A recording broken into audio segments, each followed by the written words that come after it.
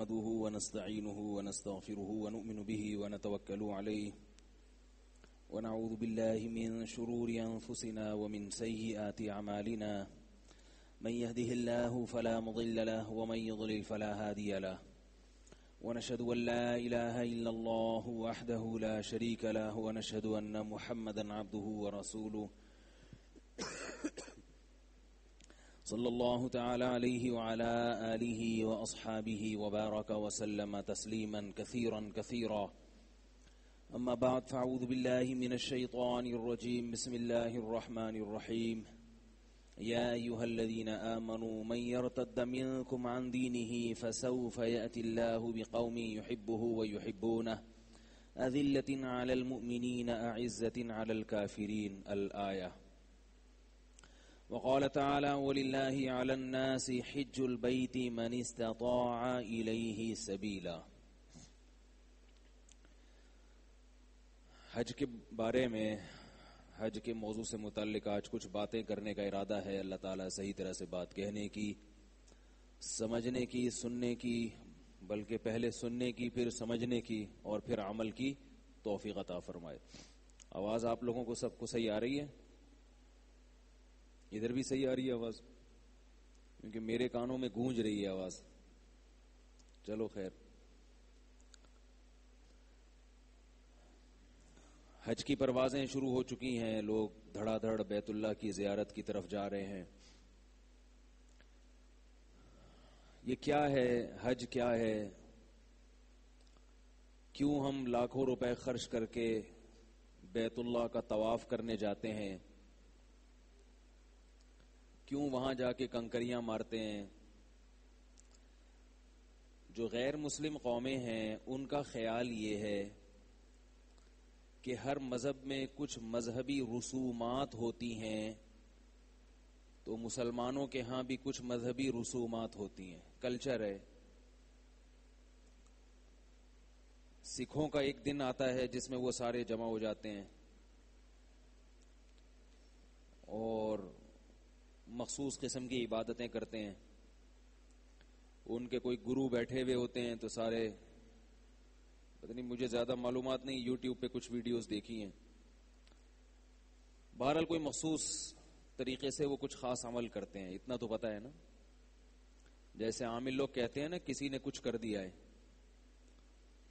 تو کس نے کیا، کیا کیا، یہ بات کی بات ہے. کسی نے کچھ بہرحال کر دیا تو کوئی نہ کوئی رسم تو ان کی ہوتی ہے، کچھ نہ کچھ تو بہرحال وہ کرتے ہیں. وہ رسومات کیا ہوتی ہیں، کیا کرتے ہیں، یہ بات کی بات ہے. تو بعض لوگوں کا خیال یہ ہے کہ ہر مذہب میں کچھ نہ کچھ اجتماعات ہوتے ہیں، تو مسلمانوں میں بھی ایک مذہبی رسم ہے جس کی بنا پر یہ کیا جاتا ہے. تو ایسا نہیں ہے. محض ایک مذہبی رسم کو پورا کرنے کے لیے اتنا دیوانہ ہو کر پوری دنیا سے بے تحاشا پروازوں کا اڑنا اور ایسا اجتماع دنیا میں کہیں بھی نہیں ہوتا. اتنا بڑا اجتماع، اور اس میں پڑھے لکھے لوگ زیادہ ہوتے ہیں، اور کیا قربانیاں دیتے ہیں وہاں جا کر وہ. تو یہ کہیں بھی نہیں ہوتا دنیا میں. آپ اگر دوسری قوموں کی مذہبی رسومات کو دیکھیں گے تو یہ جذبہ آپ کو نہیں ملے گا اس میں. تو اللہ تعالیٰ نے اپنے بندوں سے نماز بھی پڑھوائی، زکوٰۃ بھی دلوائی، روزے بھی رکھوائے. ہر عبادت کا ایک فلسفہ ہے، اس کی ایک لاجک ہے. وہ فلسفہ ہماری سمجھ میں نہ بھی آئے تو ہم نے بہرحال کرنا ہے، لیکن اس کے باوجود ہر عبادت کے پیچھے کوئی نہ کوئی حکمت ہوتی ہے. حج کے پیچھے کیا حکمت ہے بھائی؟ سوال سمجھ میں آ رہا ہے کہ نہیں آ رہا؟ کبھی سوچنا چاہیے نا، حج کے پیچھے کیا حکمت ہے. یہ حکمت جب معلوم ہو جاتی ہے تو اس کا فائدہ یہ ہوتا ہے کہ آپ وہ عبادت اس حکمت کو سامنے رکھ کر کرتے ہیں کہ میرا ہدف یہ چیز حاصل کرنا ہے. دیکھیں اگر حکمت معلوم نہ بھی ہو تو بھی کام تو کرنا ہے نا. آپ کو ڈاکٹر نے دوا دی آپ میں 5 بیماریاں تھیں، سر میں درد بھی تھا، پیٹ میں مروڑ بھی ہے، کھانسی بھی ہے، نزلہ بھی ہے، اور اس کے علاوہ بھی 1-2 چیزیں، بی پی بھی ہائی ہوا ہے. ڈاکٹر نے 5 گولیاں دے دی آپ کو. ایک سر میں درد کی پیناڈول، نزلے کے لیے دے دی اس نے آپ کا سافٹرین دے دی اینٹی الرجی، کھانسی میں بھی چلے گی وہ. بلڈ پریشر کے لیے الگ دوا دے دی، پیٹ میں مروڑ کے لیے اس نے فلیجل دے دی. اب آپ کو ڈاکٹر پر اعتماد ہے، اطمینان ہے. ڈاکٹر نے 4 یا 5 گولیاں صبح ناشتے کے بعد پانی سے پھانک لینا، کھا لینا. ویسے پھانکی تو پھنکی جاتی ہے، لیکن یہ کھا لینا. اب آپ کو اگر ہر دوا کی الگ الگ حکمت معلوم نہ بھی ہو تو آپ نے کھانی تو ہے نا وہ 4 کی 4، کہ بھئی ڈاکٹر نے کہا ہے، مجھے نہیں پتا کہ اس میں پیناڈول سر کے درد کی ہے یا پیٹ کے مروڑ کی ہے. بھئی آپ کی بھلا سے آپ نے 4 گولیاں پانی کے ساتھ کھا لینی ہے. سمجھ رہے ہو کیا خیال ہے؟ تو حکمت معلوم نہ بھی ہو تو جب آپ کسی پر اعتماد کرتے ہیں تو اس کے آرڈر کو فالو کرتے ہیں. ڈاکٹر پر اعتماد تھا تبھی تو گئے نا اس کے پاس. اور ڈاکٹر عام طور پر بتاتے بھی نہیں ہیں کہ یہ اس کے لیے ہے، یہ اس کے لیے ہے، یہ اس کے لیے ہے، یہ اس کے لیے. لیکن اگر ڈاکٹر بتا دے تو مریض کو ذرا تسلی ہو جاتی ہے. کیا خیال ہے؟ ڈاکٹروں کے پاس چونکہ ٹائم نہیں ہوتا اس لیے بتاتے نہیں ہیں، بولے نکلو بس کیڑے مکوڑے بنائے. آپ ابھی بیٹھے ہیں، آپ نے ابھی بیماری بتانا شروع نہیں کی اور اس نے نسخہ پہلے لکھ دیا، بولے چلو نیکسٹ. تو ٹائم نہیں ہوتا نا. لیکن اگر ڈاکٹر تھوڑا ٹائم دے دے، آپ کو بتا دے دیکھو یہ سر میں درد ہے نا اس کے لیے یہ ہے، تو اس سے فائدہ یہ ہوگا کہ آپ کو اطمینان اور اطمینان بڑھ جائے گا کہ بھئی ڈاکٹر نے میرے تمام امراض کو کور کیا ہے. ایسا نہیں ہے کہ غلطی سے کوئی گولی نہ لکھی ہو یا کوئی اضافی لکھ دی ہو. دوسرا، یہ ٹیبلٹ جب اس نے لکھ کے دی ہے اس میں جس مقصد کے لیے ہے تو میں کسی دوسرے ڈاکٹر سے مشورہ بھی لے سکتا ہوں کہ پیناڈول انہوں نے لکھ کر دی ہے، اس سے بھی اچھی کوئی گولی ہو تو ڈاکٹر صاحب آپ وہ بتا دیں. تو جب حکمت پتہ چلتی ہے تو تسلی ہو جاتی ہے اور علاج کرنے میں مزہ آتا ہے، کیونکہ اطمینان ہوتا ہے کہ اب یہ بیماریاں انشاءاللہ ٹھیک ہو جائیں گی. یہاں تک سمجھ میں آ گیا بیان آج کا؟ اگر یہاں تک آ گیا تو ہم آگے چلتے ہیں. اللہ تعالی کی حیثیت یقیناً ڈاکٹر سے زیادہ ہے. اللہ نے قرآن مجید کو نازل کیا روحانی بیماریوں کے علاج کے لیے. سمجھ میں آ رہی ہے؟ کس کے لیے؟ جسمانی نہیں. یہ جو روحانی علاج والے ہیں نا، یہ قرآن کی وہ آیت جس میں آتا ہے فیہ شفاء لما فی الصدور، اس میں سینوں میں چھپی بیماریوں کا علاج ہے، اس کو تعویذ گنڈوں پہ فٹ کر کے اپنی دکانیں چمکاتے ہیں. یہ درست ہے کہ قرآن مجید کی آیات سے بعض دفعہ ظاہری بیماری کو بھی شفا ملتی ہے، جیسے سورہ فاتحہ ہے، آیت الکرسی ہے، لیکن اصل مقصد قرآن مجید کا یہ نہیں ہے.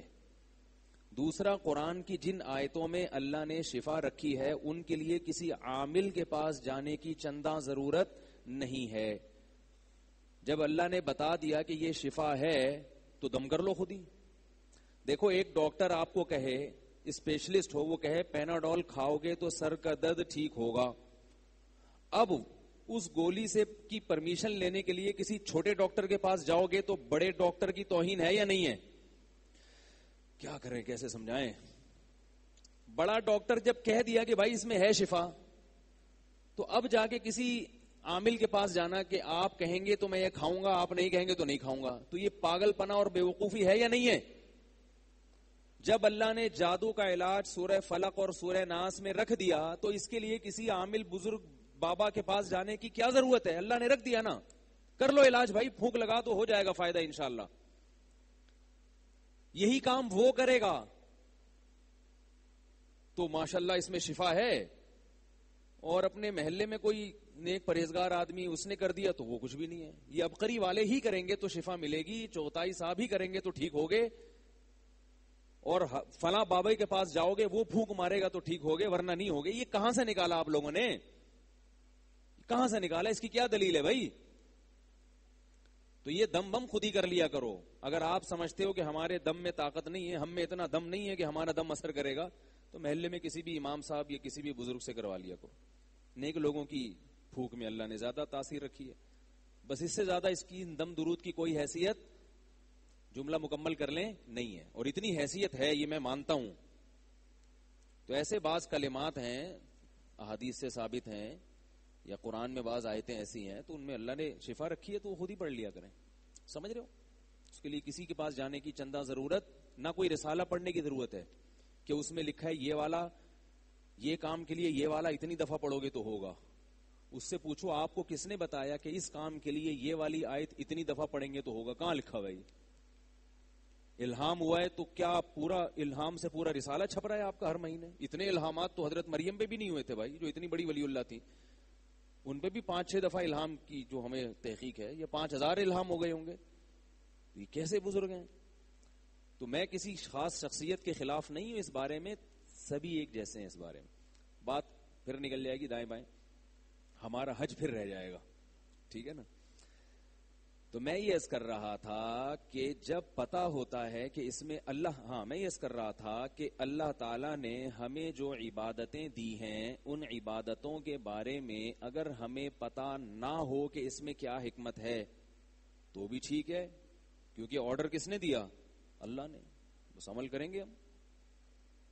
اور اللہ اگر ہمیں ان کی حکمت نہ بتائیں تو بھی کوئی حرج نہیں ہے. لیکن اللہ کی رحمت ہے کہ اللہ تعالی نے عبادتوں کی حکمتیں قرآن مجید میں بیان کی ہیں. زکوٰۃ کی حکمت بیان کی,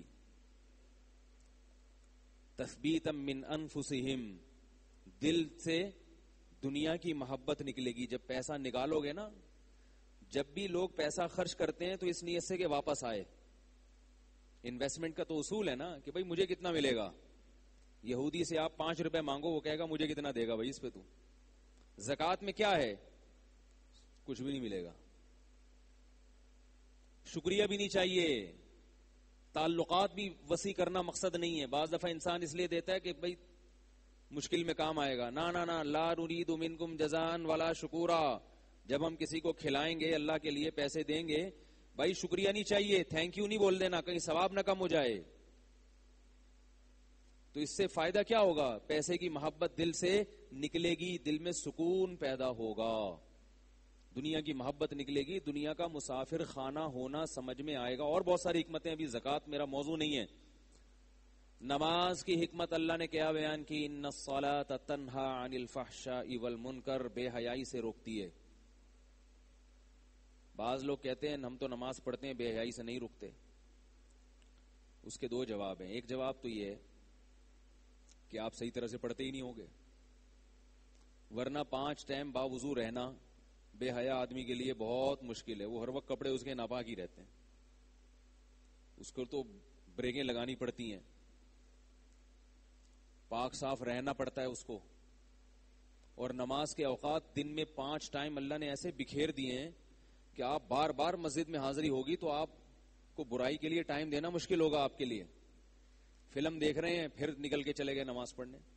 ایک صاحب ہمارے دوست تھے, وہ سینما گھر میں فلم دیکھنے جاتے تھے مگر نماز ہی پڑھتے تھے. کہہ رہے ہیں میں اتنا کنفیوز ہوتا تھا, فلم دیکھتے ہوئے پھر میں نماز کے لیے نکلتا تھا, تو وہ فلم کا مزہ کیا ہو جاتا تھا؟ کرکرا. تو ایسے لوگ بھی ہیں. ایک صاحب نمازی تھے, تو وہ بلیک میں سینما گھر کا ٹکٹ خرید رہے ہیں, وہ بھی بلیک. ایک تو سینما کا ٹکٹ خرید رہے ہیں اور وہ بھی کس میں؟ بلیک میں.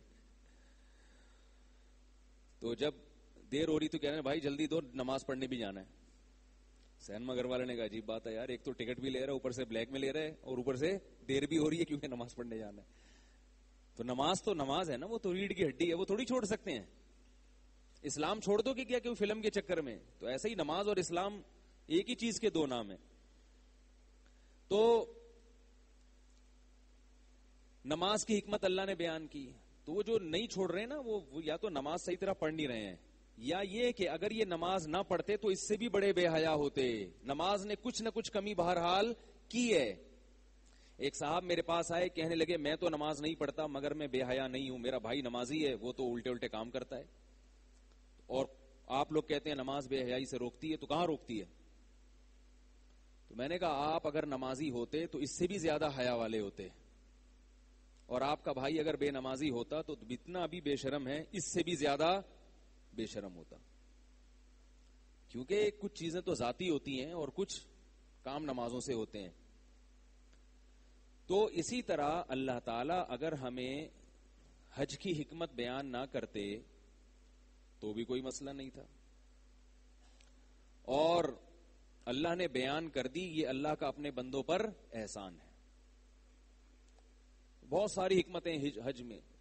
حج کی جو عبادت کو جب دیکھا جائے تو سب سے بڑی حکمت جو ہمارے سامنے آتی ہے, اس حکمت کو سامنے رکھنے سے فائدہ یہ ہوگا کہ آپ اس کو حاصل کرنے کی کوشش کریں گے, آپ چیک کریں گے کہ مجھے یہ فائدہ ہوا کہ نہیں ہوا. دیکھو ڈاکٹر نے بتا دیا کہ یہ پیناڈول ہے, اس سے سر کا درد ٹھیک ہوگا, تو اگر آپ کا سر کا درد ٹھیک نہیں ہو رہا, باقی بیماریاں ٹھیک ہو رہی ہیں, اس کا مطلب یہ کہ یہ پیناڈول یا تو آپ نے کھائی نہیں ہے یا یہ کمپنی صحیح نہیں ہے.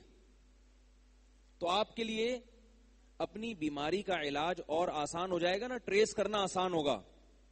اگر ڈاکٹر نے 5 قسم کی گولیاں دے دی, بتایا نہیں کہ کون سی گولی کس مرض کے لیے, تو آپ کو کیا پتا چلے گا ان میں کون سی گولی میں فالٹ ہے. آپ کی 5 بیماریوں میں سے 4 ٹھیک ہو گئی, 1 ٹھیک نہیں ہو رہی, تو آپ ٹریس کر سکتے ہو کہ کون سی گولی, کون سی ٹیبلٹ ایسی ہے جس میں گڑبڑ ہے. نہیں آ رہی میرا خیال ہے بات سمجھ میں؟ اور اگر آپ کو پتا چل جائے بھائی یہ والی سر درد کی تھی, تو سر میں درد اگر ٹھیک نہیں ہو رہا تو فوراً پکڑائی میں آ جائے گی, یہ یہاں کا فالٹ ہے, ڈاکٹر صاحب یہ پیناڈول جو آپ نے لکھ کے دی ہے یہ کمپنی ٹھیک نہیں ہے, یا آپ کھانا ہی بھول گئے ہیں, یا ڈاکٹر ہی ٹھیک نہیں ہے, دوائی غلط لکھ کے دی ہے, کہیں نہ کہیں فالٹ ہے. تو اللہ تعالیٰ نے حج کی حکمتیں بیان کی, اگر وہ حکمتیں ہمیں حاصل نہیں ہو رہی, اس کا مطلب یہ ہے کہ یا تو معاذ اللہ نقل کفر, اللہ نے جو حج کا فریضہ ہم پر رکھا وہ معاذ اللہ سے غلطی ہوئی ہے. ظاہر ہے ایسا نہیں ہو سکتا. پھر اس کا مطلب یہ ہے کہ ہم نے جو حج کیا وہ حج ہے نہیں, اس میں کہیں فالٹ ہے, گولی کھانے میں غلطی ہوئی ہے, آپ نے کھائی نہیں ہے, یہ پوری خوراک نہیں کھائی, یا آپ نے پیناڈول آدھی کر کے کھائی ہے. سمجھ میں نہیں آ رہی؟ یا پیناڈول کے ساتھ آپ نے ایسی چیز بھی کھا لی ہے جس سے ڈاکٹر نے پرہیز بتایا تھا, اس کی وجہ سے پیناڈول نے اثر نہیں کیا. کچھ تو ہے نا. حج کا بنیادی مقصد کیا ہے, وہ حج کی عبادت ہمیں بتا دیتی ہے, کیونکہ حج میں ہم سے جس قسم کے کام کرائے جاتے ہیں وہ کام سارے ایسے ہیں جو عام دنوں میں دیوانگی کہلاتے ہیں. دیکھو نماز کیسی خوبصورت عبادت ہے, آپ مسواک کرتے ہیں, دانت صاف کرتے ہیں, وضو کرتے ہیں, صاف ستھرے کپڑے پہن کر تمیز سے اللہ کے سامنے آ کے خاموشی سے کھڑے ہو جاتے ہیں. رکوع ہے, سجدہ ہے, اچھی عبادت ہے نا, اس کی ایک لاجک ہے. حج عجیب ہی چیز ہے. اسلام صفائی کا کہتا ہے, اسلام کہتا ہے نا صاف ستھرے رہو, بلکہ دنیا کی ہر قوم کہتی ہے صاف ستھرے رہو. جتنی اسلام میں صفائی کی ہرس ہے, اسلام جتنا صفائی کے معاملے میں حساس ہے, اتنا تو دنیا کا کوئی مذہب کوئی قوم نہیں ہے. بہت سینسٹیو ہے اسلام حساس کے صفائی کے معاملے میں. منہ کی پیاز کی بدبو کو برداشت نہیں کیا گیا, کچا پیاز کھا کے مسجد میں آنے پر پابندی لگا دی کہ بھئی سانس میں بو آئے گی, تو تمباکو گٹکے سگریٹ کے بعد کہاں اجازت ہوگی. بہت سینسٹیو ہے اسلام. خوشبو, اسلام میں خوشبو کو بہت پسند کیا گیا. نبی صلی اللہ علیہ وسلم خوشبو سے نہا کے گھر سے نکلتے تھے. اتنے ہوا, جب نبی صلی اللہ علیہ وسلم گھر سے نکلتے تو صحابہ کہتے ہیں کہ ہمیں خوشبو کے جھونکوں سے علم ہو جاتا تھا کہ آپ تشریف لا رہے ہیں. میں بار بار کہتا ہوں ایک خوشبو وہ ہوتی ہے جو بدبو ختم کرنے کے لیے, اسلام میں وہ والی خوشبو کا تصور نہیں ہے.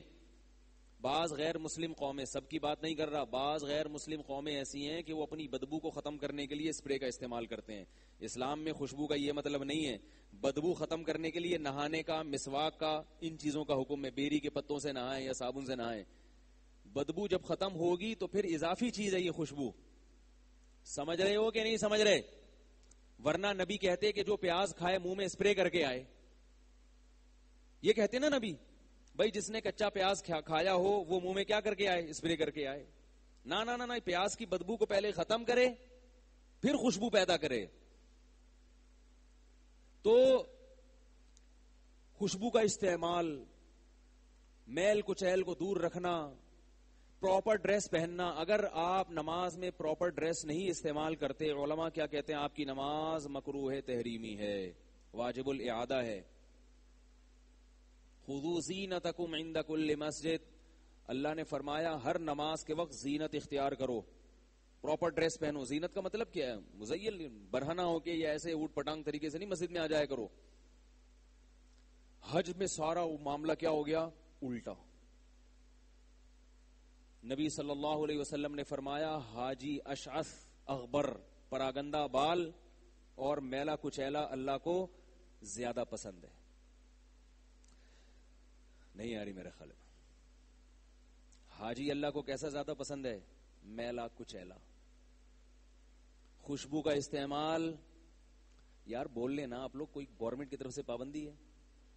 خوشبو کا استعمال احرام میں حرام، سزا ملے گی ٹائٹ والی، پورا دم لازم آ جائے گا. خوشبو کا استعمال حرام. عورت کی فطرت ہے چہرہ چھپانا، عورت کی فطرت ہے، عورت کی فطرت ہے، ادھر توجہ رکھیں، عورت کی فطرت ہے چہرہ چھپانا، چہرہ ڈھانک کے رکھنا مردوں کے سامنے. وہاں حکم دیا کہ چہرے پر کپڑا لگانے کی اجازت نہیں ہے. اس سے پتہ چلتا ہے کہ عورت کی اصل فطرت کیا ہے؟ چہرہ چھپانا.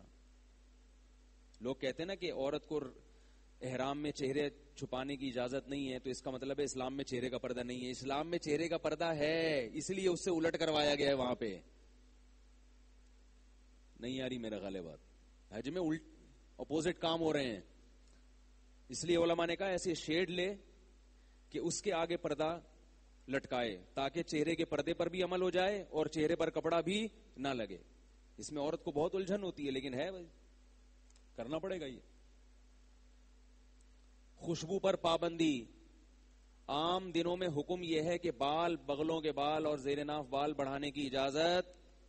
یار بول لیا کریں، کیا میں پیسے لے رہا ہوں کیا میں آپ لوگوں سے؟ کچھ تھوڑا سا ہمارا بھی خیال کر لیں. میں آپ جب ساتھ دیں گے تو مجھے بولنے میں آسانی ہوگی.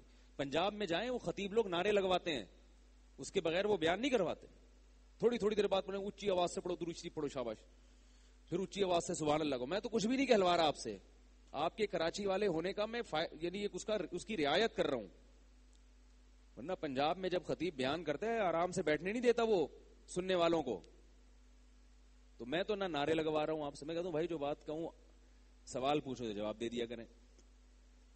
تو اب مجھے ایک بات بتائیے، ہاں حکم ہے نا کہ بغلوں کے بال لینے چاہیے کیونکہ گندگی ہوتی ہے، 40 دن سے زیادہ ہو جائیں تو نماز مکروہ ہو جاتی ہے. حج میں اجازت ہے؟ نہیں، ایسے ہی رہنے دو میلے کچیلے. اب تو بہت جلدی جلدی حج ہو جاتا ہے. جب صحابہ کے دور میں کیا ہوتا ہوگا، جب مدینہ سے چلتے ہوں گے کئی مہینے ایسے واقعات ہوتے تھے سر میں جوئیں پڑ جاتی تھی اور نیچے گر رہی ہوتی تھی وہ جوئیں. صحابہ کے ہاں ایسا ہوا کرتا تھا، آسان نہیں تھا حج. کتنی پابندیاں. عام حالات میں بال بڑے کرنا یہ زینت ہے. عورت کی تو ہے ہی زینت، مرد کی بھی زینت. نبی صلی اللہ علیہ وسلم کے پٹوں والے بال تھے. ٹنڈ جو ہے نا، یہ ایک آزمائش ہے اللہ کی طرف سے، یہ یاد رکھو. یہ جو لوگ کہتے ہیں نا گنجا ہونا سنت ہے، غلط. ٹنڈ اللہ کی طرف سے کیا ہے؟ آزمائش. حدیث سے ثابت ہے. یہ حدیث میں آتا ہے پچھلی امتوں میں 3 آدمی تھے، ایک کوڑ کا مریض، ایک کی ٹنڈ تھی اور ایک بہت غریب تھا، کھانے پینے کو روٹی نہیں تھی. ایک فرشتہ آیا اللہ کی طرف سے، اس نے ان کو آزمایا اور اللہ کے حکم سے تینوں کو کہا بھی کیا چاہیے. جو ٹنڈ جس کی تھی اس نے کہا دنیا کی سب سے بڑی خواہش میری ہے کہ میرے سر پہ بال ہو گئے. جو بہت ہی غریب تھا اس نے کہا میری خواہش ہے کہ مجھے مال مل جائے. جو کوڑ کا مریض تھا اس نے کہا اس بیماری سے لوگ دور بھاگتے ہیں. ٹھیک، تو سب کی بیماری اللہ کے حکم سے ٹھیک ہو گئی. پھر اللہ نے ان کو آزمایا. لمبا واقعہ ہے، لیکن اس حدیث سے کیا پتہ چلتا ہے کہ ٹنڈ کیا ہے؟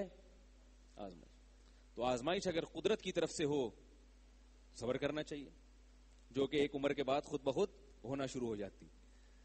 اور اگر آپ پہلے سے ہی ٹینڈ کروانا شروع کر دیں تو اگر آپ کو گرمی لگ رہی ہے اس لیے ٹینڈ کروا رہے ہیں، ٹھیک ہے. یہ بعض لوگوں کی ایسی فیس کی جو بناوٹ ہے وہ ایسی ہوتی ہے کہ ان پہ ٹینڈ جچتی ہے ٹھیک ہے نا. تو ٹھیک ہے اگر کسی پہ جچ رہی ہے تو جائز ہے, عورت کے لیے جائز نہیں ہے, مرد کے لیے جائز ہے.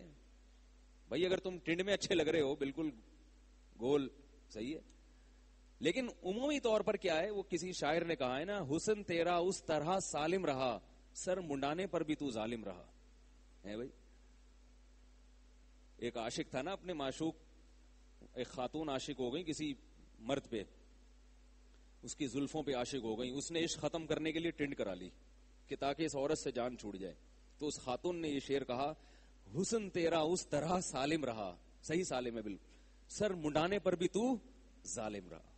کوئی فرق نہیں پڑا سر منڈانے پر. تو لیکن عام حالات میں ٹنڈ کیا سمجھی جاتی ہے؟ آزمائش.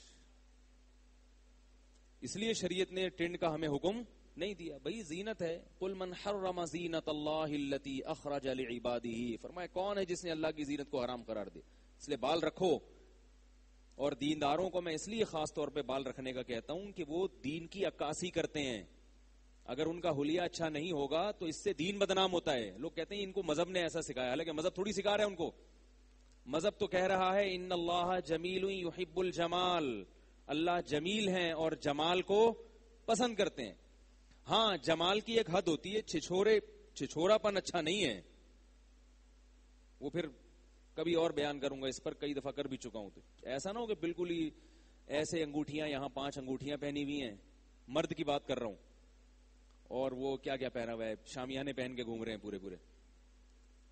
تو حج میں ہم احرام اترتا نہیں ہے جب تک سر پہ اس طرح نہ چلے, بالکل صفا چٹ. جتنے عمرے کرو گے اتنی ہی دفعہ اس طرح سر پہ چلے گا. اب آپ مجھے ایک بات بتاؤ, یہ آپ نے اتنی قربانی دی اللہ کے لیے, مینا میں 5 دن گزارے, رمی میں کتنی تھکاوٹ ہوتی ہے, قربانی بھی کر لی, 5-6 لاکھ روپے بھی خرچ کر لیے, کب سے آپ گورنمنٹ کے اداروں کے دھکے بھی کھا رہے تھے. اتنے پروسیس سے گزرنے کے بعد جب آپ نے عرفہ کا وقوف کیا, مزدلفہ گئے, اس کے بعد رمی کی, تو اب تو اللہ کی طرف سے انعام یہ ملنا چاہیے تھا, بھائی تم نے بہت ہمارے لیے قربانی دی ہے. اب کیا ہے کہ جن کے سر پہ بال نہیں بھی ہیں, حاجیوں کو ایسا تیل دیا جاتا گورنمنٹ کی طرف سے کہ وہ لگائیں گے تو سر پہ بال اگائیں گے. ایسا ہونا چاہیے نا, اللہ کی طرف سے گفٹ ملنا چاہیے. کیا خیال ہے بھائی؟ لیکن یہ عجیب انعام ہے, سارے کام ہو گئے, اب احرام کھولنے کا ٹائم آیا تو اللہ فرماتے جب تک ٹنڈ نہیں کراؤ گے احرام سے نکلو گے نہیں. لے بھیا. اور ایک دوسری طرف یہ بھی کہتے ہیں حاجی اللہ کے مہمان ہیں. آپ کے ہاں کوئی مہمان آئے, اس کی ٹنڈ کرا کے بھیج دو, وہ کیا بولے گا, یار یہ کیسے مہمان تھے بھائی, ہم ان کے گھر گئے تھے اور نہ انہوں نے ہمیں کھلایا نہ انہوں نے ہمیں پلایا, ہم ہی ان کے لیے گفٹ بھی لے کر گئے, ہم ہی نہیں میزبان کو تحفے بھی دیے, اور واپسی پہ چلو کچھ انہوں نے تحفہ نہیں دیا ہے بھائی, یا کوئی اکرام نہیں کیا, تو ویسے ہی آنے دیتے جیسے ہم گئے تھے. واپسی پہ کیا کیا, پکڑا نائی کو بلایا, سر مڑا کے بولے چلو شاباش نکلو ہے بھائی. اس کی کوئی لاجک سمجھ میں آتی ہے؟ یہ کیا ہو رہا ہے بھائی؟ لیکن ہو رہا ہے, ہو یہی رہا ہے. تو کیوں اللہ تعالیٰ یہ سارے کام کر رہے ہیں؟ کیوں ہمیں حکم دیا جا رہا ہے کہ صفا اور مروہ پہ دوڑو؟ اے اللہ, حضرت ہاجرہ دوڑ گئی تھی ایک دفعہ, اب ہم دوڑ کے کیا, بس ٹھیک ہے ہمیں پتہ چل گیا بہت بڑی قربانی تھی, ہمیں کیوں کہا جا رہا ہے کہ ہم بھی یہاں سے وہاں دوڑیں, وہاں سے یہاں دوڑیں اور اللہ کے گھر کے گرد گول گول چکر کاٹیں؟ یہ کون سی عبادت ہے بھائی؟ رکوع تو عبادت سمجھ میں آتی ہے, جھک جانا, سبحان ربی العظیم کہنا, ناک سجدے میں رکھ کے رگڑنا اور سبحان ربی الاعلیٰ کی صدائیں لگانا, یہ گول گول چکر کاٹنا, یہ کون سی عبادت ہے؟ عام حالات میں حکم ہے ذکر آہستہ آواز سے کیا جائے, کیونکہ اللہ کو جنون اور دیوانگی پسند نہیں ہے. صحابہ زور زور سے ذکر کر رہے تھے, آپ صلی اللہ علیہ وسلم نے منع فرمایا, فرمایا تم جس ذات کو پکارتے ہو وہ معاذ اللہ بہرا نہیں ہے, وہ تو سنتا ہے. آہستہ ذکر. یہ جو مسجدوں میں چیخ چیخ کے ذکر کی محفلیں آج کل ہو رہی ہیں, یہ صحیح نہیں ہے, غلط ہے. یہ صحابہ کے دور میں اس کا کوئی تصور نہیں ملتا. ہاں کوئی شیخ اپنے مریدوں کو ذکر سکھانے کے لیے الگ سے کہیں سائٹ پہ لے جائے تاکہ ان کے ذکر ان کے دماغ میں اور دل میں رچ جائے, تو اس کے لیے متوسط درجے کا جو جہر ہے اس کی مشائخ اجازت دیتے ہیں، لیکن وہ سکھانے کی حد تک، جب سیکھ جائیں تو وہ بھی چھڑوا دیں اور اس کو سنت نہ سمجھیں. یہ جو حدیث میں آتا ہے نا کہ اللہ کا ذکر ایسے کرو، اتنا کرو کہ لوگ تمہیں دیوانہ سمجھیں، اس کا یہ مطلب نہیں ہے کہ چیخ چیخ کے گریبان پھاڑ کے اور ایسے کہ لوگ سمجھے واقعی پاگل ہے. اس کا کیا مطلب ہے یہ میں کسی اور وقت بیان کروں گا. کسی بھی حدیث کا ایسا مطلب لینا جس پر صحابہ کا عمل نہیں تھا، وہ مطلب لینا جائز نہیں ہے. حدیثوں کے مطلب صحابہ اور ائمہ سے پوچھے جائیں گے کہ ائمہ کرام نے کون سی حدیث کا کیا مطلب سمجھا.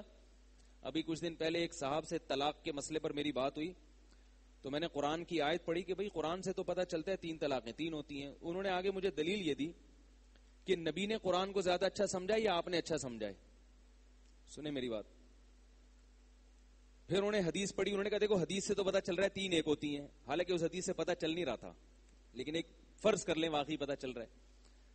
تو میں نے کہا قرآن سے تو پتہ چل رہا ہے 3 کتنی ہوتی ہیں، 3 طلاقیں 3 ہوتی ہیں، چاہے ایک مجلس کی ہوں یا الگ الگ مجلس. وہ کہہ رہے ہیں قرآن نبی نے زیادہ اچھا سمجھا یا آپ نے. پھر میں سمجھ گیا کہ ان سے کس اسٹائل میں بات کرنی ہے. ہر آدمی کا پتہ چلتا ہے کہ اس سے کس اسٹائل میں بات کرنی ہے، اس کو کس قسم کی دلیل دینی ہے جس سے یہ سمجھے گا. تو میں نے پھر صحابہ کے فتوے پڑھنا شروع کر دیے کہ جو ایک مجلس کی 3 طلاق کو 3 کہتے تھے. تو وہ کہنے لگے جب حدیث آ گئی تو صحابہ کے فتوے کو فالو نہیں کیا جائے گا. تو میں نے کہا کہ حدیث کا مطلب آپ نے زیادہ اچھا سمجھا یا صحابہ نے؟ آپ لوگ کی سمجھ میں نہیں آ رہا، ان کی کہاں سے سمجھ میں آیا. ابھی مجھے آپ تانا دے رہے تھے کہ حدیث کا مطلب آپ زیادہ اچھا جانتے ہیں، قرآن کا مطلب آپ اچھا جانتے ہیں یا نبی. تو نبی کی باتوں کا مطلب صحابہ زیادہ اچھا جانتے ہیں یا آپ. یہ ہو رہا ہے آج کل مارکیٹ میں، مجتہد بنے ہوئے ہیں، اندر سے کھوکھلے ہیں، اندر سے کھوکھلے ہیں. یاد رکھو انٹرنیٹ پر آج کل اور ٹیلی ویژن کے پروگرامز میں آج کل تقلید کے خلاف کہ چاروں ائمہ کی تقلید حرام ہے، اس کے خلاف بہت سارے پروگرام آ رہے ہیں. ان پر ابھی میں بات نہیں کروں گا، میرا موضوع رہ جائے گا، اور بڑے مزین دلائل سے بات ہوتی ہے. ایک بات کان کھول کے سن لیں، جو لوگ بھی آپ کو ائمہ مجتہدین کی تقلید سے ہٹا رہے ہیں اور لیبل یہ لگا رہے ہیں کہ تقلید جہالت ہے، صرف قرآن و سنت کو فالو کرو، تو یاد رکھو لیبل قرآن و سنت کا لگایا جا رہا ہے. مقصد ہے کہ امت ان ائمہ کے راستے سے ہٹے گی. جب ایک دفعہ ہٹے گی تو پھر اپنی مرضی کا ہم قرآن و حدیث ان کو سمجھا سکیں گے، کیونکہ ان کی راہ میں سب سے بڑی رکاوٹ مجتہدین ہے، ائمہ مجتہدین، کہ یار یہ کباب میں ہڈی بنے ہوئے ہمارے لیے. کیونکہ عوام سے جب قرآن و حدیث کی بات کرو لوگ کہتے ہیں یار ابو حنیفہ کو یہ سمجھ میں کیوں نہیں آیا، امام شافعی کو یہ سمجھ میں کیوں نہیں آیا، امام مالک کو سمجھ میں کیوں نہیں آیا، امام احمد ابن حنبل کو سمجھ میں کیوں نہیں آیا. عوام یہ بات کر کے کیا کرتی ہے، سائٹ پہ ہو جاتی ہے. تو اور گمراہی پھیلانے کے لیے یہ بہت بڑی رکاوٹ ہے، جس کو آج کل کے جو متجددین ہیں وہ سمجھتے ہیں کہ جب تک یہ رکاوٹ دور نہیں ہوگی اس وقت تک ہم اپنی مرضی کا قرآن و حدیث ان کو پہنا نہیں سکتے. ایسی ایسی باتیں ہو رہی ہیں کہ یہ ساری ضلالت اور گمراہی تقلید سے پھیلتی ہے، کیونکہ مقلد آدمی بحث کرنے کے لیے تیار نہیں ہوتا. کہتے ہیں بھائی ائمہ کرام نے نہیں کہا، تو اس کو پہلے ائمہ سے ہٹاؤ پھر وہ بات کرنے پر آئے گا. تو یاد رکھو اس سے آپ قرآن و حدیث پہ نہیں آؤ گے، قرآن و حدیث کے نام پہ تحریف دین کا دروازہ کھل جائے گا. قرآن و حدیث کی تشریح کے لیے آپ کو کچھ حدود اور ضابطوں کا پابند ہونا پڑے گا، ورنہ ہر آدمی قرآن و حدیث کے نام پہ انٹرنیٹ پہ بیٹھ کے بات کر رہا ہے اور وہ آپ کو اللہ اس کے رسول کے راستے سے ہٹا دے گا. اور آپ یہ سمجھ رہے ہوگے کہ میں قرآن و سنت پہ چل رہا ہوں، حقیقت میں آپ قرآن و سنت کا لیبل استعمال کر رہے ہوگے، چل نہیں رہے ہوگے. 3 طلاقوں کے مسئلے میں ایسا ہی ہوا ہے، اور بھی بہت سارے مسائل ہیں. جو مشہور پروفیسر صاحب ہیں نا، وہ ہر گمراہی کے پیچھے قرآن و سنت کا لیبل لگا کے بات کرتے ہیں. اور ان لوگوں کی آپس کی رائے میں کتنا اختلاف ہے جو آپ کو مجتہدین کی تقلید سے ہٹاتے ہیں، قرآن و سنت کی بات کرتے ہیں. ان کی اپنی رائے میں دیکھ لو، ایک کلپ میں ایک ہی شخص کچھ بات کر رہا ہوگا، اسی موضوع پر دوسرا کلپ وہ بھی قرآن و سنت کے نام سے ہوگا، وہ بالکل اس کے اپوزٹ جا رہا ہوگا. تیسرا کلپ آپ سنو گے، وہ بھی قرآن و سنت کے نام پہ بات کر رہا ہوگا، وہ بالکل اس کے اپوزٹ جا رہا ہوگا. 3 طلاق کے مسئلے میں دیکھ لو، جو لوگ ائمہ کرام کی تقلید نہیں کرتے ان میں سے 3 رائے ہیں 3 طلاق کے مسئلے میں. بعض کہتے ہیں 3 طلاقیں دی تو 1 ہوں گی، اور کہتے ہیں یہ قرآن و سنت سے ثابت ہوتا ہے. بعض کہتے ہیں 3 طلاقیں دی تو ایک بھی نہیں ہوگی، کیونکہ ایسے توہر میں دیے جس میں بیوی سے جمع کر لیا تھا. عام طور پر تو لوگ ایسے ہی دیتے ہیں، اور یہ خلاف شرع ہے، ایک بھی نہیں ہوئی، وہ بھی قرآن و سنت کے نام پہ. ایک فریق کہتا ہے 3 دی ہیں تو 3 ہوں گی، وہ بھی قرآن و سنت کے نام پہ، اور تینوں ایک دوسرے کے خلاف چیلنج بھی کر رہے ہیں. تو آپ کیسے فیصلہ کرو گے؟ یہ تو آپ نے کیونکہ ایک ہی کے سنے ہوتے ہیں. عورتوں اور مردوں کی نماز میں فرق، یہ مسئلہ سنا ہوگا. چاروں ائمہ کے نزدیک عورت سمٹ کے نماز پڑھے گی، لیکن آپ دیکھتے ہیں جو کہتے ہیں کہ ہم صرف قرآن و سنت کو مانتے ہیں، وہ کہتے ہیں کہ عورت ایسے ہی پڑھے گی جیسے مرد پڑھتے ہیں. لیکن سب کا اتفاق نہیں ان میں. انہی میں ایسے علماء بھی ہیں جو یہ چیلنج کر رہے ہیں کہ عورت سمٹ کے نماز پڑھے گی قرآن و سنت کی روشنی میں. ان میں بھی 2 رائے ہیں اس میں. تو بھائی ہم یہ کہتے ہیں کہ قرآن و سنت پہ تحقیق ہو چکی ہے، تو پہلے ہی مجتہدین میں سے کسی ایک کو فالو کر لو. مزید تحقیقات مارکیٹ میں لانے کی چندہ ضرورت نہیں ہے. ہاں جو جدید مسائل ہیں ان میں اجتہاد کا دروازہ کھلا ہوا ہے، اس میں آپ اجتہاد کریں. خیر یہ پھر موضوع ادھر سے ادھر آتا ہے. تو میں یہ بات کہہ رہا ہوں کہ جو بھی بات کر رہے ہیں نا تقلید کے خلاف، اس کا مقصد ہے امت کو ایک دفعہ وہاں سے ہٹاؤ. اس کے بعد پھر جب یہ وہاں سے دیکھو، عیسائی اگر آپ کو عیسائیت پہ لائے گا تو پہلے عیسائی مذہب کے برحق ہونے کے دلائل نہیں دے گا، وہ پہلے آپ کو اسلام کے خلاف کرے گا. وہ اسے پتا ہے یہ جب تک اسلام سے محبت کر رہا ہے یہ اسلام سے ہٹنے والا نہیں ہے. پہلے اسلام کے خلاف کرو، جب یہ نیوٹرل ہو جائے، کوئی بھی چارج اس میں باقی نہ رہے، پھر اس میں جو چاہے بھر دو. ایک برتن میں پانی بھرا ہوا ہے، آپ چاہتے ہو اس میں پیٹرول بھر دو، تو پہلے اس کا پانی اڑیل کے اس کو خالی کرنا پڑے گا. اب آپ اس میں چاہے دودھ ڈالیں، چاہے دیسی گھی ڈالیں، چاہے بول لو نا یار پیٹرول ڈالیں، تو پھر اپنی مرضی کی چیز آپ اس میں ڈال سکتے ہیں. تو یہ جو کہہ رہے ہیں نا حنفی شافی یہ سب جہالت ہے، تقلید شرک ہے، تقلید یہ ہے، تقلید وہ ہے. ان کا مقصد یہ ہے کہ ایک دفعہ آپ کو اندر سے ائمہ کی اعتماد آپ کے دماغوں سے سینے سے ختم کریں. جب آپ اندر سے خالی ہو جائیں گے نا، پھر اپنی مرضی کی چیز آپ کے اندر ڈالنا آسان ہو جائے گا. یہ لوگ اگر قرآن و سنت کی تحقیق کرتے ہیں تو ائمہ کرام یہ تحقیق پہلے کر چکے ہیں، قرآن و سنت ہی پہ ریسرچ کر کے آپ کے سامنے رکھی ہے انہوں نے. وہ تحقیق زیادہ اس بات کے قابل ہے کہ اس کو فالو کیا جائے بنسبت آج کے لوگوں کی تحقیقات کے. تو خیر کہاں سے کہاں بات چلی جاتی ہے. کیا کہہ رہا تھا میں؟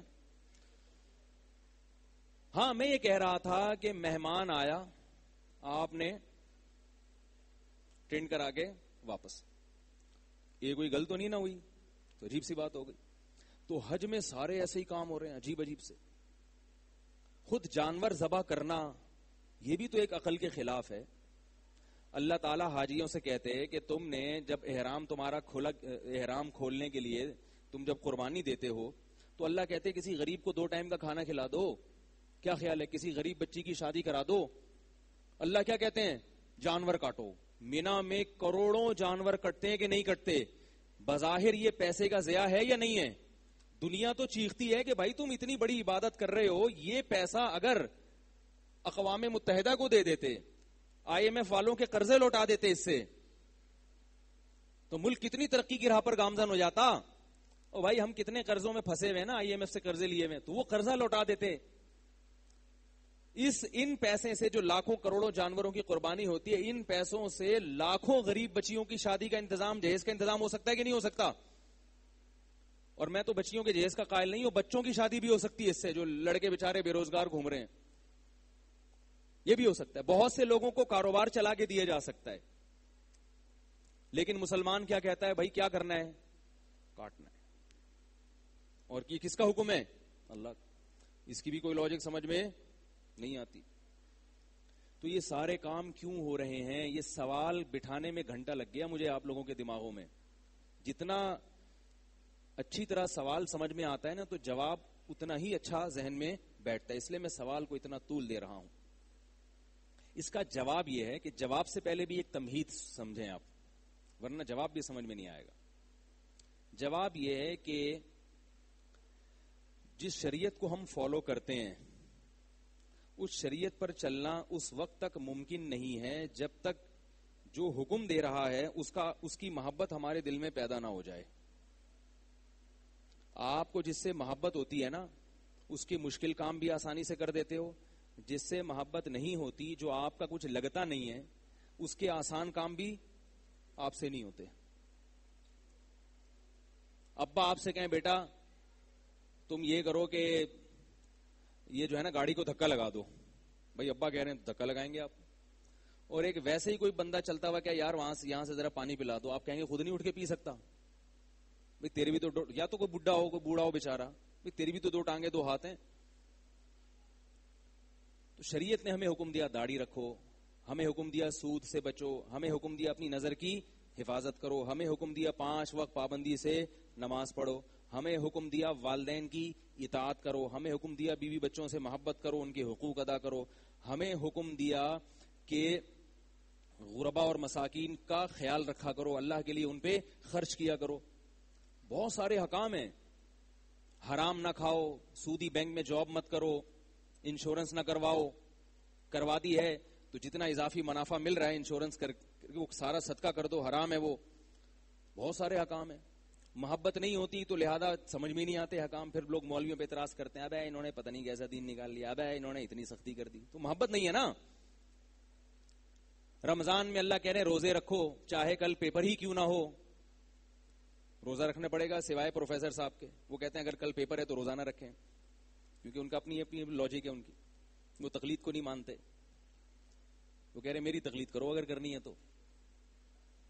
اللہ نے تو کہا کہ صرف مریض اور مسافر روزہ چھوڑ سکتا ہے, کہیں بھی نہیں ہے کہ جس کا کل پیپر ہو وہ بھی روزہ چھوڑ سکتا ہے. روزہ رکھنا پڑے گا آپ کو. کیا خیال ہے؟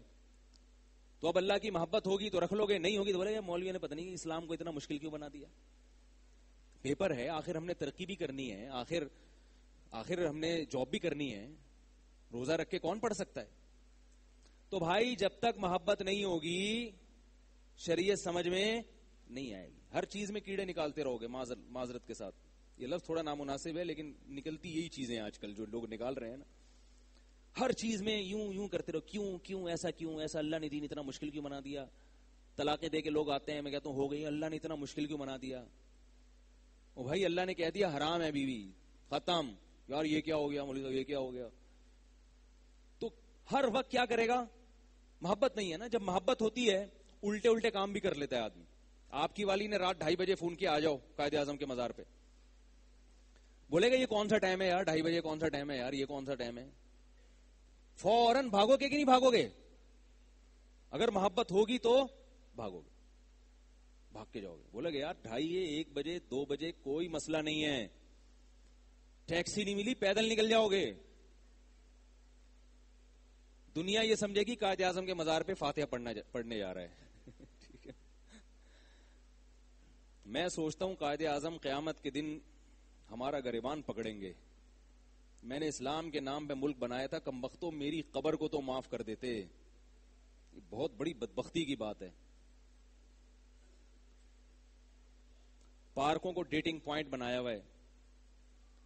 تو جب محبت ہوتی ہے تو محبوبوں کے الٹے سوال بھی ہوتے ہیں کہ بھائی محبت ہے تو یہ کر کے دکھاؤ, یہ کر. اگر آپ نے کیوں پوچھ لیا اس کا مطلب ہے آپ اس قابل نہیں ہو کہ آپ ہمارے ساتھ چل سکو. تو یاد رکھو محبت کے اصول اور ضابطے کہیں بھی تبدیل نہیں ہوتے. اللہ کے ہاں بھی وہی ضابطے ہیں. محبوب کو خوش کرنے کے لیے پیسے لگانے پڑتے ہیں نا اس پہ. آپ کو کسی سے بہت محبت ہے لیکن 500 روپے کا بیلنس ڈالنے کے لیے تیار ہو, آپ سے کہہ رہے ہو اپنے خرچے پہ فون کر کے مجھ سے بات کیا کرو. اپنی والی سے آپ کہہ رہے ہو کہ اپنے خرچے پہ کال کر کے مجھ سے بات کیا کرو. وہ کہے گی یہ کیسی محبت ہے یار, کم از کم مجھ سے بات کرنے کے لیے بیلنس تو تم ڈال دیا کرو.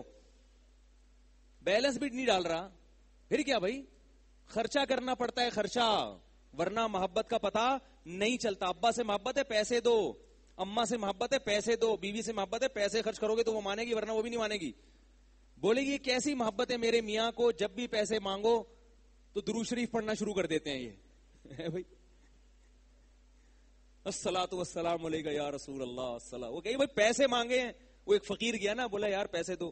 دوسرے نے کہا اتنے ہٹے کٹے ہو گئے پیسے مانگتے ہو, شرم نہیں آتی؟ اس نے کہا مشورہ مانگا ہے, پیسے مانگے, مشورہ نہیں مانگا میں نے آپ سے, یہ کر لو وہ کر لو.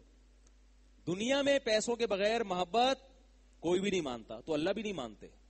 اللہ بولتے مجھے پیسے دو گے تو مانوں گا ورنہ نہیں مانوں گا, اور اللہ کو دے نہیں سکتے تو اللہ کہتے میری مخلوق کو دو. تو ایسے ہی یاد رکھو، جب تک محبت نہیں ہوتی اطاعت اور فرما برداری نہیں ہوتی.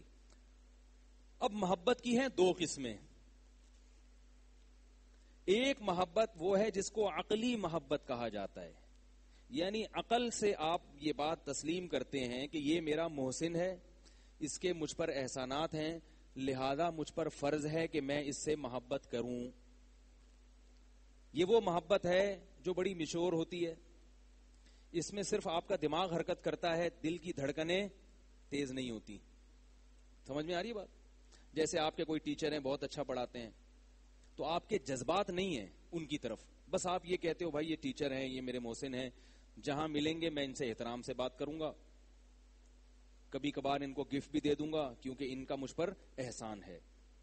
یہ والی محبت ہے، اس کو کیا کہتے ہیں؟ عقلی محبت، صرف عقل سے. ایک محبت وہ ہوتی ہے جس میں دل کی دھڑکنیں، بولو نا یار، جیسے آپ کی کوئی منگیتر تھی، شادی ہونے والی ہے آپ کی، پہلے کبھی ڈیٹیں نہیں ماری آپ نے، ڈیٹیں ماری ہوتی ہیں، پھر وہ دھڑکنیں وڑکنیں سب ڈیٹوں میں ہی ختم ہو جاتی ہیں. وہ ساری دھڑکنیں وڑکنیں ڈیٹوں میں ختم. تو آپ کو جب وہ ملنے والی ہوتی ہے، کیسی دل کی دھڑکنیں، جذبات ہوتے ہیں نا، کہتے ہیں یار جذبات کنٹرول میں نہیں ہے. یہ بھی محبت ہے، مگر یہ ہے جذباتی محبت، اس کو کہتے ہیں دلی محبت. وہ محبت جس میں دل کی دھڑکن تیز ہو جائے. آپ کا کوئی پرانا بچھڑا ہوا یار آ رہا ہے، جس کے ساتھ آپ گھوما پھرا کرتے تھے، دوستی تھی، اس کا جب آپ سنتے ہو آ رہا ہے، ایک دم ماں کو جو بچوں سے محبت ہوتی ہے وہ عقلی نہیں ہوتی، صرف وہ جذباتی ہوتی ہے. ماں سے اس کا بچہ چھین لو کیسے پاگل ہونے لگتی ہے. بچے کو کچھ ہو جائے تھوڑا سا، ایک دم جذباتی ہو جاتی ہے، چیزیں اٹھا اٹھا کے پٹکنا شروع کر دیتی ہے، ہائے میرا بچہ ہائے. یہ محبت عقلی نہیں ہے، اس میں جذبات بھی شامل ہیں. کیسے سمجھائیں؟ باپ کو بھی اولاد سے محبت ہوتی ہے مگر اس میں جذبات کم ہوتے ہیں، عقل زیادہ ہوتی ہے. بھائی میرا بیٹا ہے، مجھے چاہیے کہ میں پریشان ہوں، اسے کچھ ہو تو مجھے چاہیے کہ میں پریشان ہوں، سوچ سوچ کے پریشان ہوتا ہے وہ. ٹھیک ہے، کیا خیال ہے؟ ٹیچر سے محبت، بھائی آپ کے ٹیچر کو کچھ ہو جائے، آپ یار مجھے چاہیے کہ میں ان کا خیال کروں، ایسا نہیں ایک دم پاگل ہو جاؤ جذبات سے. بھائی ٹیچر ہیں، ایکچولی میرے ٹیچر ہیں، مجھے میرا فرض بنتا ہے، یہ میرے انکل ہیں، تو یار ہمارا فرض بنتا ہے کہ ہم ان کا خیال کریں. فرض بنتا ہے، شریعت نے حکم دیا، قانون یہ کہتا ہے، اخلاق یہ کہتے ہیں، لہذا خدمت کرو گے. لیکن ماں کے بچے کو کچھ ہو جائے تو کیا ماں کو یہ بتانا پڑتا ہے، یہ سوچنا پڑتا ہے کہ میرا چونکہ ایکچولی یہ بیٹا ہے، لہذا اس بچے کی خدمت میری ذمہ داری ہے، چونکہ اس کی ٹانگ میں فریکچر ہو گیا ہے، لہذا اس کے نتیجے میں یہ رو رہا ہے، لہذا مجھے چاہیے کہ میں اس کو ڈاکٹر کے پاس لے کے جاؤں. وہ یہ سوچتی ہے، یہ سغرے کبرے ملاتی ہے دلائل کے. جیسے ہی بچے کو ذرا سا بھی خون نکلا ایک دم پاگل ہے، فوراً فون گھمائے گی. آپ آفس میں ہو، آپ کہیں بھی ہو، آپ پھانسی کے پھندے پہ لٹکنے والے ہو، فون کرے گی. فون نہیں اٹھایا تو ایسی کی تیسی کر دے گی آپ کی. گھر نہیں تمیز سے داخل ہو سکتے آپ، جو کہ ویسے ہی نہیں ہوتے، آپ اس دن اور زیادہ تمیز سے داخل نہیں ہوگے. ایسا زمین آسمان الٹ پلٹ کر دے گی. تبھی تو ماں کے بڑے حقوق ہیں، وہ بڑے جذبات سے پالتی ہے آپ کو، جذبات سے. ایسے نہیں ہوتا کہ وہ بس سوچ سوچ کے پالے، وہ اپنے جسم کا ٹکڑا سمجھتی ہے. تو یہ والی جو محبت ہے اس کو کیا کہتے ہیں؟ دلی محبت کہتے ہیں نا. ہمیں آپ سے دلی محبت ہے، اور اسی محبت کا قرآن ذکر کرتا ہے زیادہ.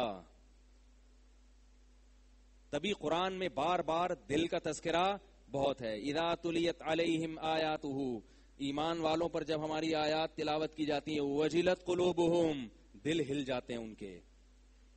اور جب یہ جذباتی محبت ہوتی ہے تو اس کا اظہار بعض دفعہ آنکھیں بھی کرتی ہیں.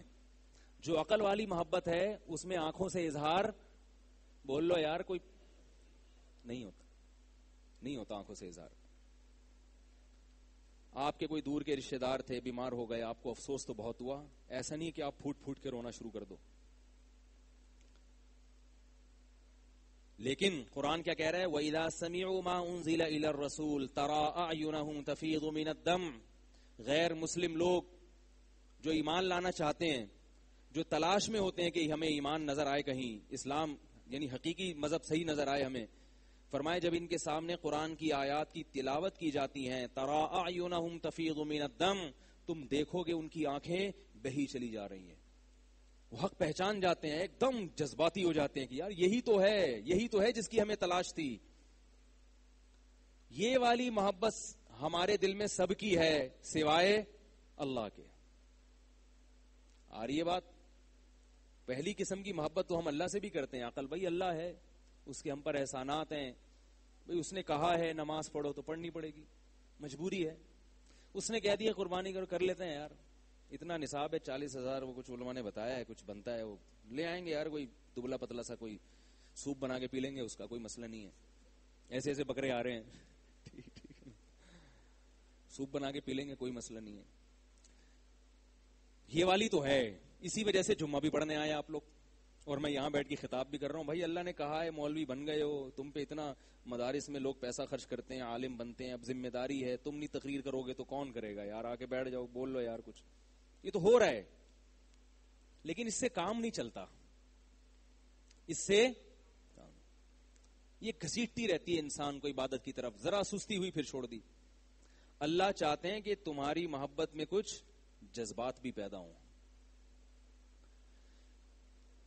امر من الدیار دیار لیلا اقبل ذا الجدار وذا الجدار وما حب الدیار شغفن قلبی ولكن حب من سکن الدیار. امرؤ القیس جو شاعر گزرا ہے نا, جسے مجنوں کہا جاتا تھا, لیلا مجنوں کے قصے بہت سنے ہوں گے نا, تو وہ کیا کہتا ہے امرؤ القیس کہ میں لیلا کے گھر کے گرد سے جب گزرتا ہوں, دیکھو عقلی محبت کیا کہتی ہے, بھائی لیلا کو نکاح کا پیغام بھیجو, قبول ہو جائے ٹھیک ہے, نہیں ہے تو اگر کورٹ میرج ہو سکتی ہے تو وہ کر لو, وہ بھی نہیں ہو سکتی تو دماغ خراب ہے یار, کہیں اور, بھائی ٹائم ضائع نہیں کرو کہیں اور, ورنہ عمر نکل رہی ہے. یہی ہوتا ہے نا بھائی. اگر مجنوں میں عقلی محبت ہوتی لیلا سے, جذباتی نہ ہوتی, تو مجنوں کیا کرتا, لیلا کو نکاح کا پیغام بھیجتا. کبوتر کے ذریعے مس کالیں تو وہ کہیں دے چکا تھا. پہلے زمانے میں کبوتر جو مس کال تھی نا, وہ بغیر خط کے جب پہنچ جائے تو وہ مس کال سمجھا جاتا تھا. اگر کبوتر پہنچ گیا محبوبہ کے پاس خط کے بغیر, تو یہ کیا سمجھا جاتا تھا, یہ مس کال ہے. کئی مس کالیں بھی دی, کئی خطوط بھی بھیجے. بھائی مان گئی ٹھیک ہے, ابا کو بھی سمجھا لیا, کورٹ میرج کی کوشش بھی کر لی, نہیں ہو رہی, چھوڑو یار عمر نکل رہی ہے, کہیں اور کرو. ایسا ہی کرتا نا مجنوں. مجنوں نے ایسا نہیں کیا. مجنوں کیا کہہ رہا ہے, یار لیلا تو مل نہیں رہی, تو اب میں کیا کرتا ہوں, امر من الدیار دیاری لیلا, لیلا کے در و دیوار کے گرد چکر لگاتا رہتا ہوں, حالانکہ ملنے والا کچھ بھی نہیں ہے وہاں. کیونکہ پہلے زمانے میں ایسا نہیں ہوتا تھا کہ وہ باہر بھی آئے. پہلے زمانے میں تو آپ گیٹ کے اندر رہیں اور ہم گیٹ سے باہر رہیں گے. حیا تھی نا, پردہ تھا. تو کہہ رہے کہ میں لیلا تو نظر آ نہیں رہی, تو در و دیوار تو نظر آ رہے ہیں نا لیلا کے. امر من الدیاری دیاری لیلا, لیلا کے در و دیوار کے گرد میں گھوم رہا ہوں. اقبل ذا الجدار وذا الجدار, کبھی اس دیوار کو چومتا ہوں, کبھی اس دیوار کو چومتا ہوں. وما حب الدیار شغفن قلبی, لوگوں ایسا پاگل نہیں ہوں کہ دیواروں سے محبت کر رہا ہوں. کیونکہ لوگ پوچھتے ہیں تو اینٹوں سے محبت کر رہا ہے, سیمنٹ بجری سے, تو دیوار کو چوم رہا ہے, کبھی اس دیوار کو چوم رہا ہے, کبھی اس دیوار کو, اور ایسے ایسے گولے گھوم رہے ہیں, تو پاگل ہے, تو اینٹوں سے محبت کر رہا ہے. کہہ رہا ہے اتنا پاگل نہیں ہوں کہ اینٹوں سے محبت ہو. ولکن حب من سکن الدیار, ان دیواروں کے پیچھے جو محبوب رہتا ہے اس کی محبت اتنا جوش مار رہی ہے کہ ان دیواروں کی نسبت چونکہ ان محبوب کی طرف ہے, محبوب نہیں مل رہا تو دیواروں سے محبت میں دیواروں کو چوم رہا ہوں. دیواروں سے محبت ہے, مگر کس وجہ سے, اس کی نسبت کس کی طرف ہے, لیلا کی طرف ہے. تو جب اس کی کوئی عقلی لاجک ہے, تبھی تو لوگ پاگل کہتے تھے مجنوں کو, بلکہ مجنوں کا تو مطلب ہی پاگل, تو پاگل ہو گیا, سٹیا گیا, بھی دیواروں سے کچھ چوم رہا ہے. لیکن جس کو اتنی محبت لیلا سے ہو گئی کہ وہ دیواروں کو چوم رہا ہے, اس لیے کہ اس کی نسبت کس کی طرف ہے, لیلا کی طرف, تو وہ لیلا کے کبھی حکم عدولی کرے گا. اللہ کہتے ہیں کہ میں نظر نہیں آتا, مگر میرا ایک گھر ہے جس کو میرا گھر کہا جاتا ہے, اس میں نہ صوفے ہیں نہ ایئر کنڈیشن ہے, اس میں اب سعودی عرب نے وہ سونے کا دروازہ لگا دیا, ورنہ وہ تو بیچارہ لکڑی کا ٹوٹا پھوٹا دروازہ تھا بیت اللہ کا, اور عام سیمنٹ اور گارے کی بنی ہوئی اینٹیں تھیں, کچھ بھی نہیں ہے, ایک چار دیواری ہے, کچھ بھی نہیں ہے. لیکن اللہ نے کہا یہ کس کا گھر ہے, بولو بھائی, اللہ نے کیا کہا, میرا گھر ہے. ہمارے گھر ہوتے ہیں 1000 گز کے، بادشاہوں کے گھر ہوتے ہیں 2000 گز کے، اس میں سونے کی اینٹیں لگی ہوئی ہوتی ہیں اور سوئمنگ پول ہوتے ہیں، اس میں کیا کیا ہوتا ہے. اللہ نے کہا کہ میرا گھر ہے جس میں نہ کوئی سونے کی اینٹیں ہیں، نہ اس میں کوئی سوئمنگ پول ہے، نہ اس میں صوفے ہیں، نہ اس میں کچن ہے، کچھ بھی نہیں ہے. یہ 4 دیواری ہے. یہ کس کا گھر ہے؟ میرا گھر. اور اسے بنانے والا میرا خلیل ہے. یہ میرا گھر ہے. اللہ نظر نہیں آتا، اللہ کا گھر ہمیں نظر آتا ہے. اللہ نے کہا اپنے دل میں عشق اور محبت کی چنگاری اگر پیدا کرنی ہے، عشق اور محبت کی آگ بھڑکانی ہے، تو لاکھوں لاکھوں روپے خرچ کر کے آؤ اور اس گھر کے گرد چکر لگاؤ اور اس کی دیواروں کو چومو. ہم بھی بیت اللہ کی دیواروں کو چومتے ہیں، حجر اسود کا بوسہ لیتے ہیں. غیر مسلم سمجھتا ہے یہ پاگل ہو گئے، ان کی ایک مذہبی رسم ہے. مذہبی رسم نہیں ہے بھائی.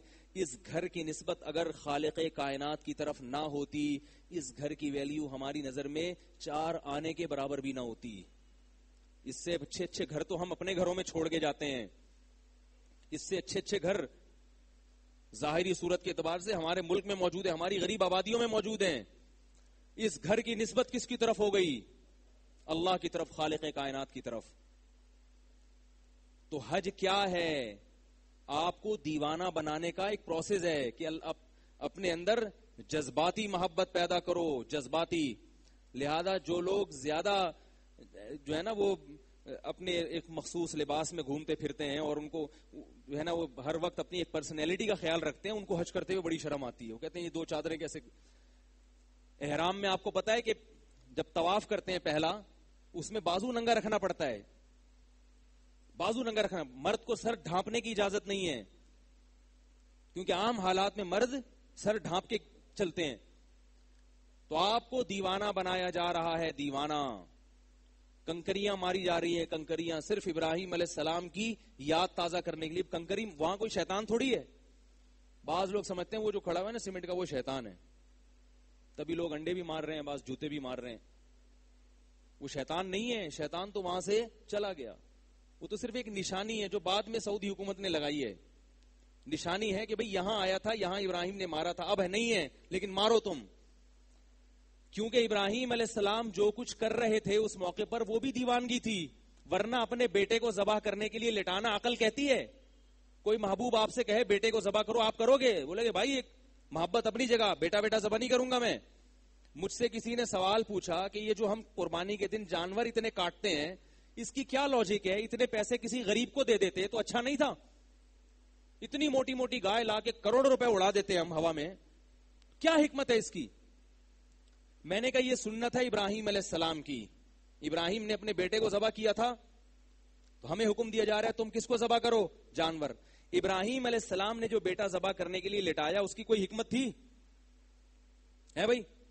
اور اگر ابراہیم علیہ السلام کو جب اللہ نے حکم دیا کہ اسماعیل کو ذبح کرو، ابراہیم علیہ السلام یہی اشکال اللہ سے کرتے جو آپ مجھ سے کر رہے ہیں کہ اے اللہ اس کی کیا لاجک ہے؟ تو مجھے حکم دے میں غریبوں کو کھانا کھلا دوں، تو مجھے حکم دے میں 100 اونٹ ذبح کر دوں، تو مجھے حکم دے میں یہ کام کر لوں، یہ کام کر لوں. یہ بیٹا جس نے کوئی جرم نہیں کیا، 7-8 سال کا بچہ بالکل معصوم، اور یہ دیا بھی تو نے. اگر تو نے اس کو ذبح ہی کروانا تھا تو اس کی بشارتیں اور خوشخبریاں کیوں دی تھی تو نے مجھے؟ اللہ نے حضرت ابراہیم کو پہلے خوشخبری دی تھی بغلام علیم، بغلام حلیم، ایک بردبار بیٹا دوں گا میں آپ کو. آپ کو خوشخبریاں دی ہوں، اس کے بعد جب بیٹا ملا ہو تو وہ بیٹا دینے کے لیے ہوتا ہے، واپس لینے کے لیے نہیں ہوتا. تو ابراہیم علیہ السلام اللہ سے کہہ سکتے تھے کہ اللہ تو نے تو یہ خوشخبری دی تھی مجھے، یہ بیٹا بڑی امیدیں لے کر، میں امیدیں وابستہ تھی میری اس بیٹے سے، تو کیوں کہہ رہا ہے کہ اس کو کاٹ دو؟ اس کا کیا قصور ہے؟ ایک لفظ حضرت ابراہیم نے نہیں کہا. میں نے کہا اگر وہ یہ اشکال کرتے تو وہ خلیل اللہ نہیں بنتے. خلیل حبیب سے اوپر کی چیز ہے، حبیب اللہ ایک الگ ہے، خلیل اس سے بھی اوپر کی چیز ہے. تو وہ خلیل اللہ نہیں بنتے، اللہ کے خاص جگری دوست نہ بنتے. وہ ابراہیم نے کہا کہ جس خدا نے یہ بیٹا دیا ہے، جب وہ کہے گا اس کو کاٹ دو تو اس کے حکم پہ کاٹ دوں گا میں. کوئی لاجک نہیں، کوئی حکمت نہیں، خدا نے کہہ دیا وہ ختم. تو میں نے کہا وہ بیٹا کاٹنے پہ تیار ہیں، آپ گائے کاٹنے پہ تیار نہیں ہو. آپ اس کی لاجک پوچھ رہے ہو، جبکہ اس کو پیدا ہی اللہ نے کٹنے کے لیے کیا ہے. گائے کیوں پیدا ہوئی ہے؟ کٹنے کے لیے پیدا ہوئی ہے. بھائی دودھ دے گی، جب تک دے گی نہیں تو کاٹ کے کھا جاؤ. اسی لیے تو انسان کی خدمت کے لیے ہے نا وہ. کیوں نہیں آ رہی سمجھ میں؟ انگلش میں سمجھاؤں بھائی. بھائی گائے کیوں پیدا ہوئی ہے؟ انسان کی خدمت کے لیے، تو کٹنے کے لیے پیدا ہوئی ہے. تو جو پیدا کٹنے کے لیے ہوئی اس کو کاٹتے ہوئے اشکال ہو رہا ہے، اور جس کو زندہ رہنے کے لیے پیدا کیا گیا اس کو کاٹتے ہوئے ابراہیم علیہ السلام کو اشکال نہیں ہو رہا تھا. تو اس لیے ہمیں بتایا گیا ہے کہ جو عاشق ہوتا ہے وہ معشوق سے ریزن نہیں پوچھتا. اللہ جیسے جیسے کہہ رہے ہیں ویسے ویسے اچھے بچوں کی طرح کرتے چلے جاؤ اور محبت پیدا کرو. جب محبت پیدا ہوگی، وہ شاعر نے کہا نا، محبت تجھ کو آداب محبت خود سکھا دے گی، ذرا آہستہ آہستہ ادھر رجحان پیدا کر. تھوڑا سا محبت کسی کی پیدا کر کے دیکھو تو محبت کے آداب بھی خود بخود آ جائیں گے. جب دل محبت سے خالی ہوتا ہے تو پھر اس قسم کی فضول چیزیں مارکیٹ میں آنا شروع ہوتی ہیں کہ یہ کیا ہے، حج ہے تو اتنا پیسہ غریب کو دے دو، ایک حج کر لیا تو دوسرا حج کرنے کی کیا ضرورت ہے، اور پھر روزہ ہے کل پیپر ہے تو کوئی بات نہیں روزہ چھوڑ دو، ایکچولی اسلام میں اتنی سختی نہیں ہے. ٹھیک ہے نا؟ یہ سب جب اندر سے کیا ہوتا ہے آدمی، داڑھی اسلام میں نہیں ہے، وہ تو اصل میں وہ تو نبی اس دور میں سبھی رکھا کرتے تھے، تو اگر کوئی محبت میں رکھ لے ٹھیک ہے، نہیں رکھے تو بھائی سب رکھتے تھے، سب تو اور بہت سارے کام کیا کرتے تھے. نبی نے آرڈر کیوں دیا؟ نبی نے فرمایا کہ 10 چیزیں پیغمبروں کی فطرت ہیں، نیچر ہیں، ان میں داڑھی رکھنا بھی. تو پتا چلا یہ کیا ہے؟ نیچر. کوئی میں کسی بغیر داڑھی والے کی توہین نہیں کر رہا، ہم سے اچھا ہی ہوگا، لیکن اللہ کے آرڈر کو تو آرڈر مانا جائے نا.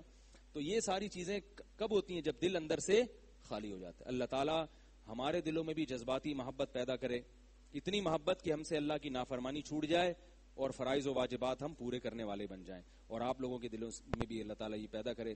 سبحانک اللہم و بحمدک، نشہد ان لا الہ الا انت، نستغفرک و نتوب الیک.